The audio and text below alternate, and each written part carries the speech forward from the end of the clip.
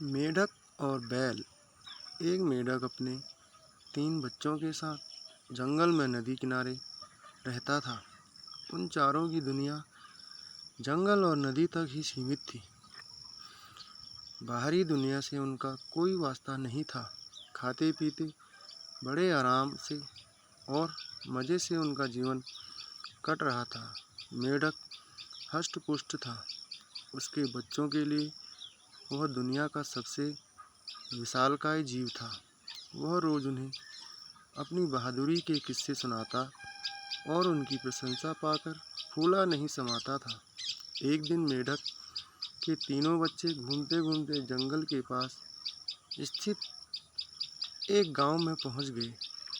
वहां उनकी दृष्टि एक खेत में चरते हुए बैल पर पड़ी।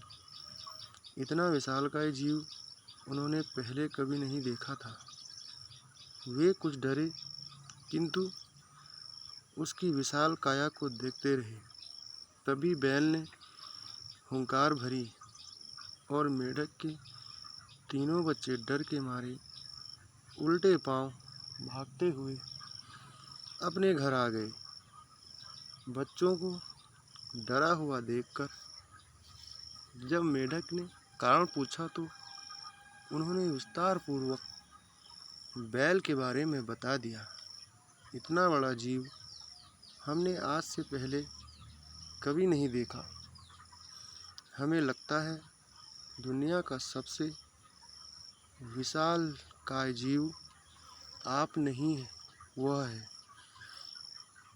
अपने बच्चों की बात सुनकर मेढक को बुरा लगा। उसने पूछा, वह जीव दिखने में कैसा था? उसके 4 बड़े बड़े पैर थे, एक लंबी सी पूंछ थी, 2 नुकीले सींग थे। शरीर तो इतना बड़ा कि आपका शरीर उसके सामने कुछ भी नहीं। बच्चे बोले।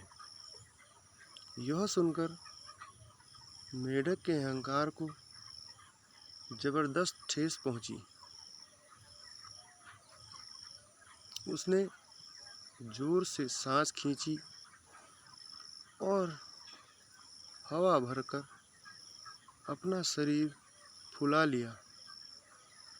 फिर बच्चों से पूछा, क्या वह इतना बड़ा था? नहीं, इससे बहुत बड़ा। बच्चे बोले।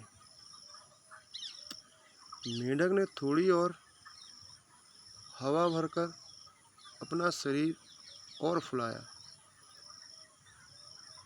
क्या इतना बड़ा?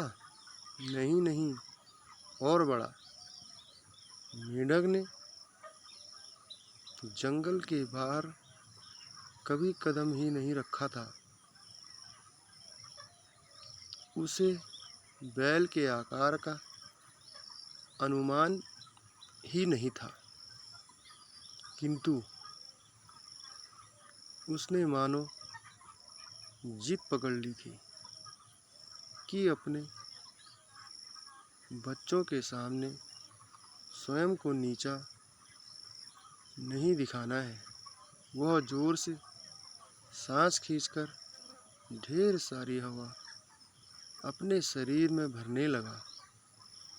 उसका छोटा सा शरीर गेंद के समान गोल हो गया, किंतु इतने पर ही वह नहीं रुका। उसका शरीर में हवा भरना जारी रहा। उसने इतनी सारी हवा अपने शरीर में भर ली कि उसका शरीर वह संभाल नहीं पाया और फूट गया।